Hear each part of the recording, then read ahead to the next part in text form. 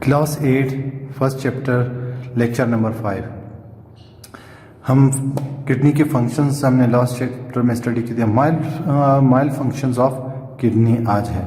Mile functions दो तरह के होते हैं किडनी में। Number 1 mile function formation of stone in kidney. Kidney sometimes could not process 100% the minerals and the other waste materials, so they stop and freeze in the kidney. जब वो जमना शुरू हो जाते हैं किडनी के अंदर तो वो रहने लगते हैं और रहते हुए वो किडनी स्टोन्स की शक्ल इख्तियार कर लेते हैं। ये किडनी स्टोन्स समटाइम्स छोटे होते हैं, समटाइम्स बड़े होते हैं और ये किडनी के अंदर रहते हुए इंसान में सबसे ज़्यादा पेन पैदा करते हैं। After pain they stop the flow of urine. तो दोनों तरह से तकलीफदेह रहता है। इनको रिमूव करना बहुत ज़रूरी होता है।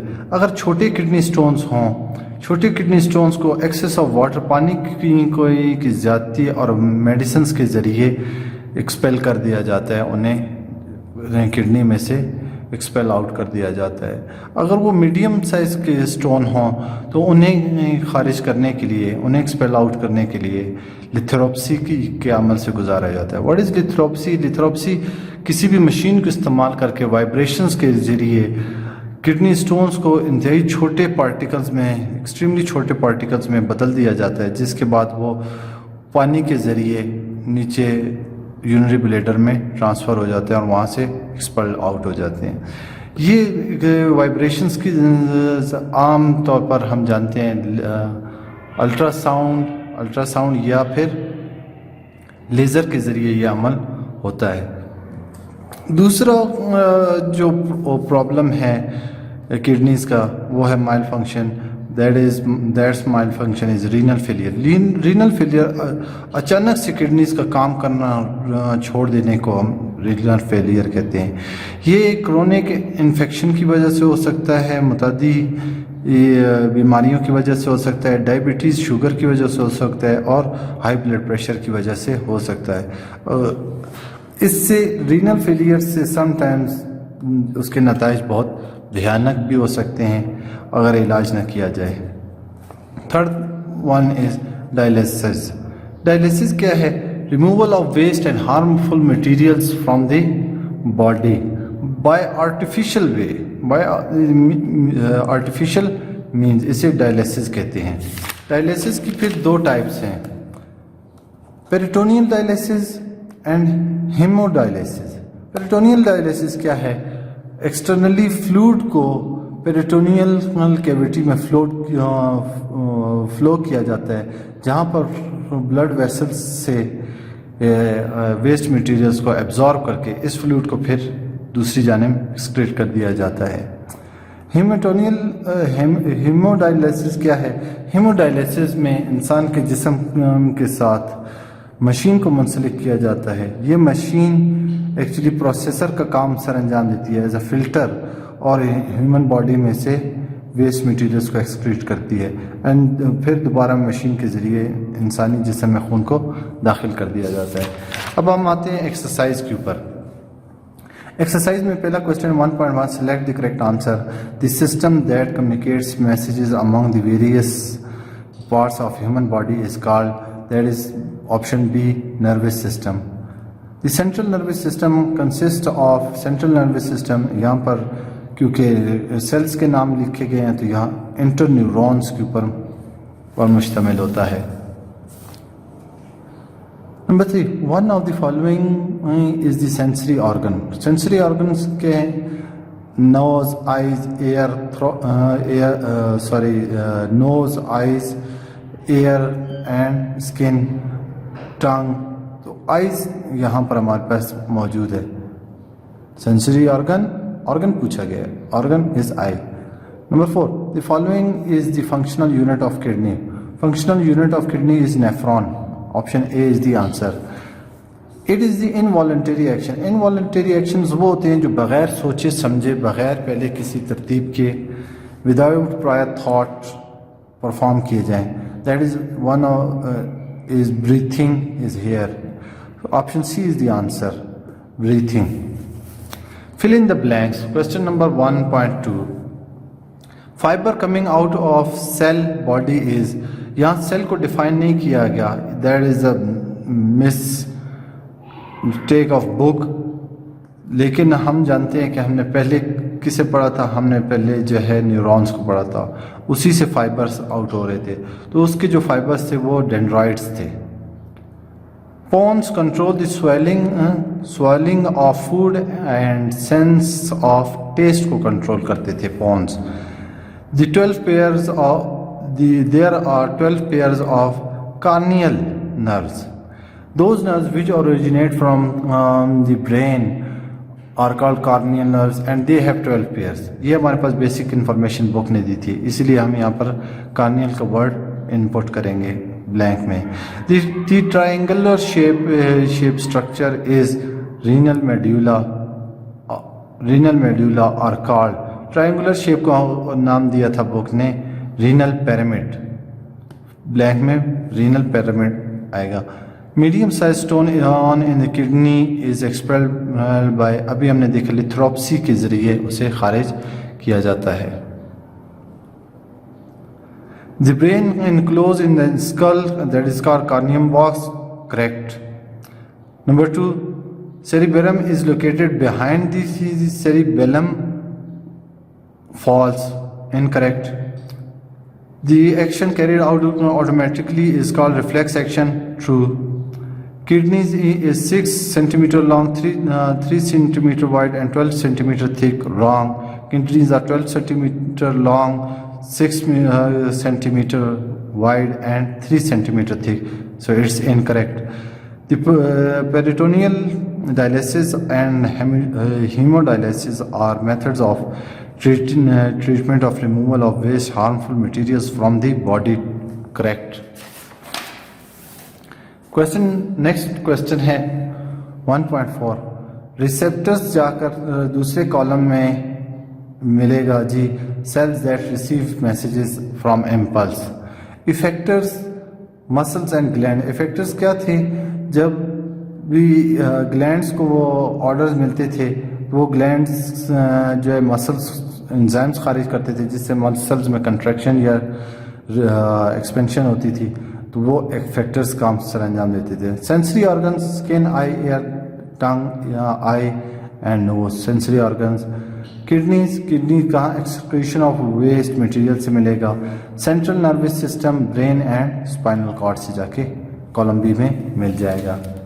Now differentiate the following. इन दोनों में फ़र्क बताएं. Voluntary and involuntary action page number 8 and 9 पर मौजूद है.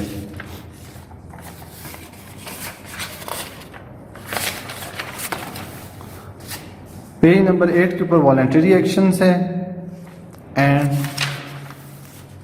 सेकंड पेज पर इनवॉलंटरी एक्शन. पेज नंबर 9 पर इनवॉलंटरी एक्शन मौजूद है. न्यूरॉन एंड नर्व्स, ये एक फिर मुबहम सा एम्बिगुअस क्वेश्चन है. Neuron is a single cell and nerve is a group of cells को हम नर्व कहते हैं. सो नर्व की आपको खुद ही डेफिनेशन बनानी होगी. The group of cells is called nerves, whereas neuron is the basic structural and functional unit of nervous system. Page number 2 के ऊपर न्यूरॉन की फर्स्ट लाइन में डेफिनेशन लिखी गई है. Cerebrum and cerebellum, page number 5 and 6 के ऊपर इसकी बिटवीन द लाइंस आपको ये मिलेगा. Under the heading of forebrain. The cerebellum is the topmost and largest part of forebrain, which consists of 2 hemispheres. और प्लस आपको cerebellum आपको पेज नंबर 6 के ऊपर. cerebellum is located behind the cerebellum. It controls balance of body and coordination of muscles. Peritoneal dialysis and hemodialysis, page number 5 sorry, page number 15 के ऊपर आपको available है। Page number 15 पर आपको पेरिटोनियल प्लस हीमोडायलिसिस अवेलेबल है। Brain and spinal cord, page number 4 and 6। Page number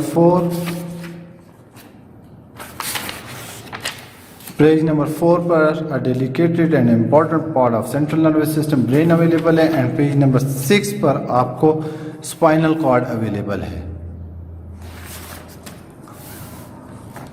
right short answers. Write the names of 3 major parts of brain. अगर आपने lecture को गौर से देखा हो या रिपीट किया तो इजीली आप याद कर सकते हैं। Fore brain, mid brain and hind brain इसका आंसर है। What is the function of sensory neurons, page number 3 पर इसका आंसर है। Sensory neurons sense, feel the impulses. Sensory neurons की 2 लाइन्स के आपके पास शॉर्ट आंसर मौजूद है पेज नंबर 3 के ऊपर। What is mean by voluntary action, page number 8 के ऊपर इसका आपको आंसर अवेलेबल है। Voluntary action.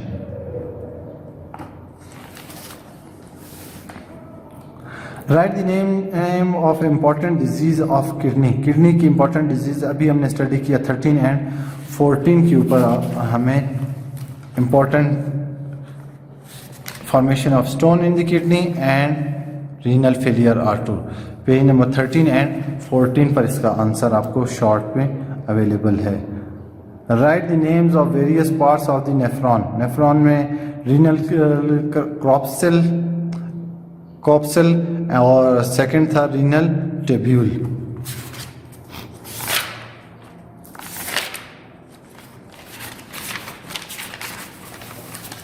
ये 2 पार्ट्स है, renal capsule and renal tubule. Page number 12 पर इसका आंसर आपको अवेलेबल है।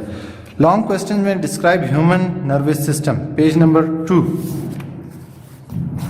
Human nervous system.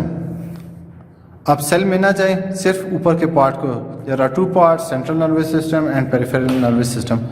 आपको ये पैराग्राफ आंसर मौजूद है।